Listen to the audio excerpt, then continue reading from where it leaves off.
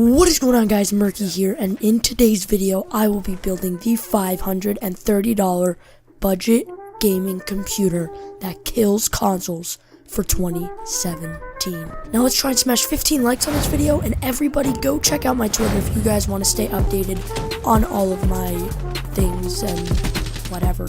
Anyway guys, I'll see you in the video.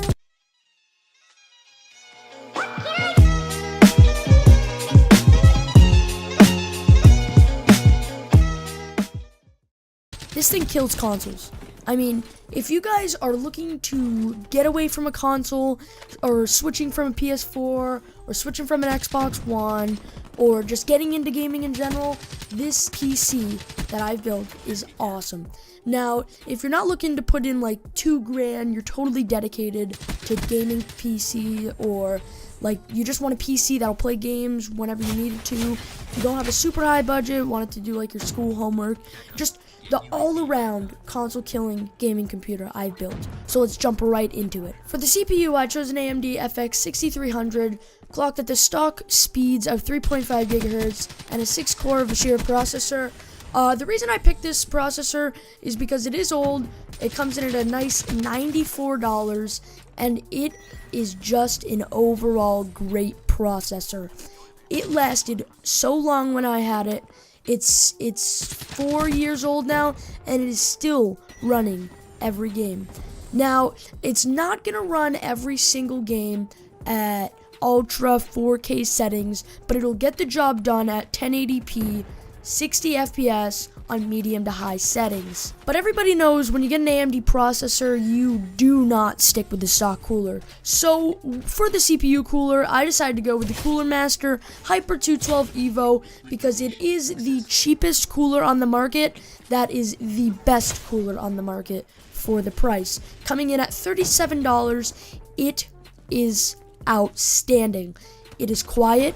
When it's on high load, it gets the job done. Overall, it is a little big, but that's fine because we're not trying to fit it into a tiny little case, because that's not what this build is. Anyway, for the motherboard, I decided to go with the Asus M5A97 ATX AM3 Plus motherboard. It is a normal ATX, not a micro ATX, so it's a pretty nice size motherboard. It comes in at $86. Now, it is upgradable to 32 gigabytes of RAM, and it is an overall great motherboard. Overclocking needs is there, and it just gets the job done at the price. It is affordable. For the RAM, I decided to go with the G.Skill Ripjaw series, 8GB, DDR3, 1600 MHz. Now, I mean, if you start getting up into the 2133 MHz range and all that for old AM3 Plus motherboards, it's just really not worth it because you can overclock it yourself. And yeah, you really just have to leave it at that. Coming in at a nice $58.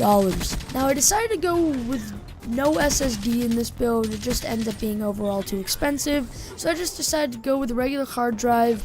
I chose the Western Digital Caviar Blue terabyte hard drive, just a nice simple $50 hard drive, not super expensive, gets the job done, and it'll hold a pretty good amount of games, schoolwork, and just everything you need on it. If you need to add more, you can always just get another one, or you can switch to an SSD to put some other things on there. But overall, for this budget build, we are going with the Western Digital. Now, for the video card, the thing that runs all your games, the console killing, this is where it console kills. I decided to go with the GeForce GTX 1050 Ti 4GB video card, coming in at $140. It's a fairly cheap card for the memory it comes with and all the CUDA cores. And it's worth it. It really is worth it. And it will play basically every single game on medium to high settings, going along with the FX 6300. No bottlenecks, no nothing. Now for the case, I had trouble staying within the 500 to 550 budget range when it came to choosing a case, but I found a very nice case coming in at $36. It is the Deepcool ATX mid-tower case. It's a 4.5 star case, and it is overall very nice. Unfortunately, it only comes in one color, and that's blue. And if you have a couple extra bucks, you can pick your own case out. But within this budget, I decided to go with this case. It has great airflow. It comes with 2 fans, but it is expandable to 6 fans. And it is an overall, for the $36 that this case is, a great case for this budget. Now, last but not least, assuming you can get an operating system, put it onto a flash drive, and put that operating system on this PC, I decided to go with the EVGA 500 watt bronze certified ATX power supply. Coming in at a very nice $43.